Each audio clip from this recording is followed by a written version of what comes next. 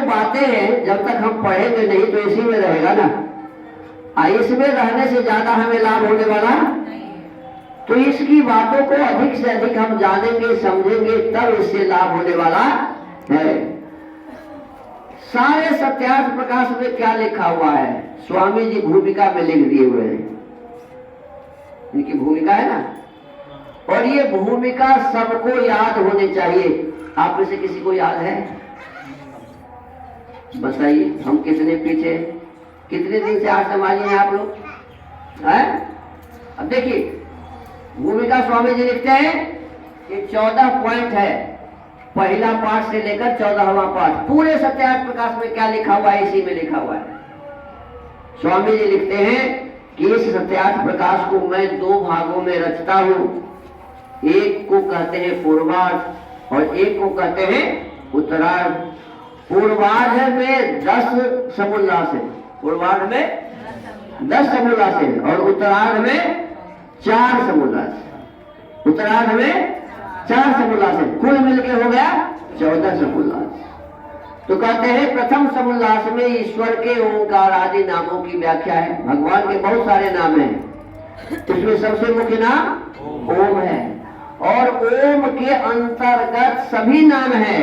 ओम परमात्मा का मुख्य नाम है, जिस नाम के अंतर्गत सभी नाम आ जाते हैं।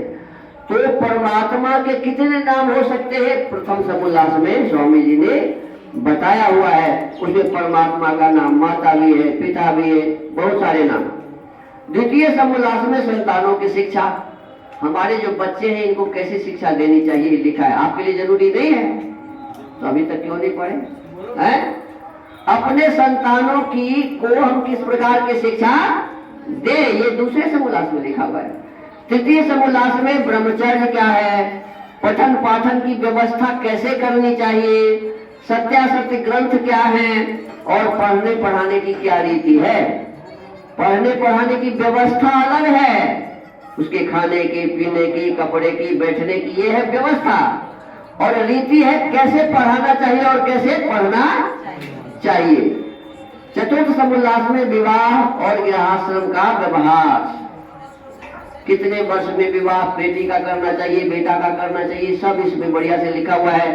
पति को अपने पत्नी के साथ कैसे रहना चाहिए, अब पत्नी को अपने पति के साथ एक दूसरे के साथ कैसा व्यवहार रखना चाहिए, इसमें लिखा हुआ है कि जिस कुल में पति से पत्नी और पत्नी से पति संतुष्ट होते हैं वह कुल धन है, वहां स्वर्ग का वातावरण होता है। और जहां एक दूसरे से लड़ाई होती है तो वही नरक है।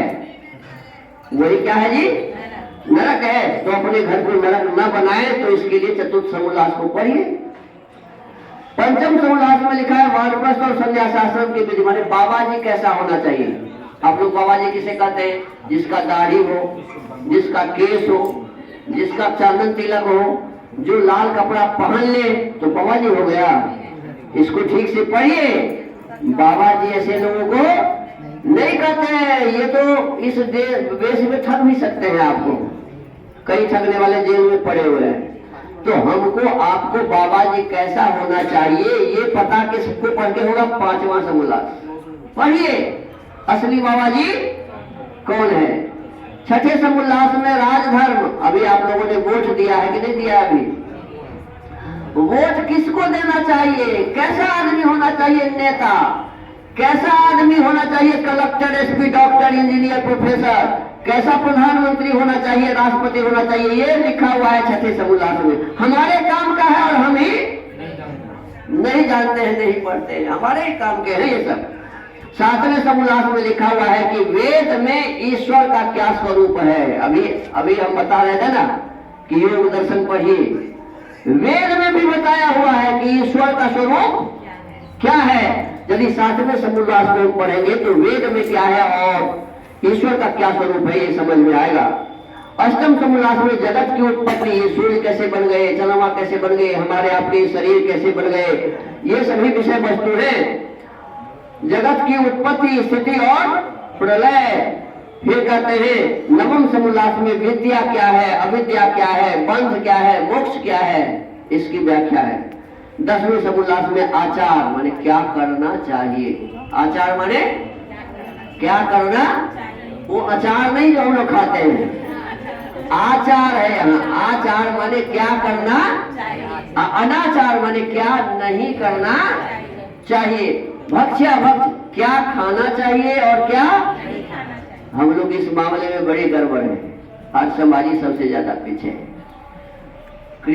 कृष्ण का जो हरे राम हरे कृष्ण वाला है, उसके यहाँ जाइए तो वो लोग प्याज लहसुन नहीं देगा भोजन में। और समाजी के भोजन में बिना प्याज लहसुन का काम। हमको आगे होना चाहिए ना उनसे, हम उनसे ज्यादा ज्ञानवान है ना। हमारे पास सिद्धांत अच्छा है ना जी, वेद का सिद्धांत है। अब वेद में बताया हुआ है कि कैसा चीज खाना चाहिए और कैसा नहीं खाना चाहिए, लेकिन हम लोग इस पर ध्यान। तो पढ़िएगा 10वां समूला, तब पता चलेगा कि प्याज क्या है और लहसुन। सब कहते हैं औषधि है। अच्छा बताइए, दवा बीमार आदमी को खाना चाहिए कि बिना बीमारी वाले को भी? तो आप लोग सब दिन का है दवा खाते हैं? अरे बीमार आदमी को तो दवा खाना चाहिए, और जिसको बीमारी नहीं हो दवा खाएगा तो मरेगा ना। हमको आपको विचार करना चाहिए कि क्या खाना चाहिए और क्या नहीं खाना चाहिए। एकादश समोल्लास में आर्या बढ़ती मत मतांतर का खंडन मंडन विषय।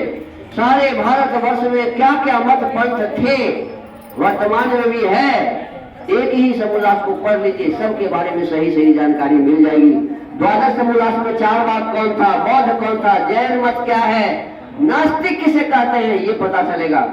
त्रयोदश समोल्लास में ईसाई मत का विषय है, सभी को ईसाई बनाया जा रहा है। आप अपने बच्चों को ईसाई स्कूल में पढ़ाते हैं, और कैसे मीठा जहर बच्चों को पिलाया जा रहा है वो आपको पता नहीं है। हम कैसे ईसाई बनते जा रहे हैं, विचार करने की आवश्यकता है। त्रयोदश समोल्लास पढ़िएगा तो ठीक ठीक पता चल जाएगा। और 14वें समोल्लास में मुसलमानों के मत का विषय है। अभी जिहाद वाली बात चल रही थी ना, ठीक से इसको पढ़िए तो पता चलेगा कि आखिर मुस्लिम मत क्या है। और 14 समोल्लासों के अंत में आर्यों के सनातन वेद विहित मत की विशेषकर व्याख्या लिखी है। लिखा हुआ है कि वेद विहित मत उसी को कहते हैं सनातन। सनातन माने जो वेद में लिखा हुआ है। सनातन माने जो वेद में लिखा है वही सनातन है, बाद बाकी कोई सनातन नहीं है। स्वामी जी कहते हैं जिसको मैं भी यथावत मानता हूँ। स्वामी दयानंद भी मानते थे, हमको आपको भी उसे मानना चाहिए। तो ये 100 मंतव्य प्रकाश अंत में लिखे हैं। हम प्रत्येक दिन कुछ न कुछ इसमें से नया पढ़ते हैं। तो प्रथम समोल्लास हमारा अभी चल रहा है, और प्रथम समोल्लास में ईश्वर के बहुत सारे नाम हैं। जिस नाम में एक नाम परमात्मा का गणपति है, उसी का नाम गणेश है, उसी को श्री कहते हैं, उसी को न्यायकारी कहते हैं। उसका एक नाम पुरुष भी है, एक नाम पुरुष भी है।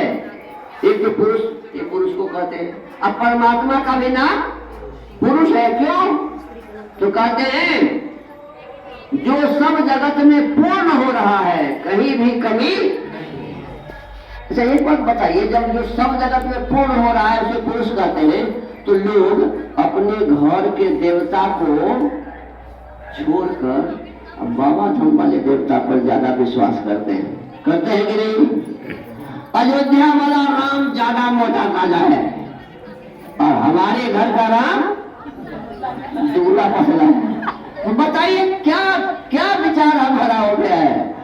तो परमात्मा जब सब जगह पूर्ण है, जो सब जगत में पूर्ण हो रहा है, इसलिए उस परमेश्वर का नाम पुरुष है, और उसी का नाम विश्वम्भर है। क्या है? विश्वम्भर। क्यों?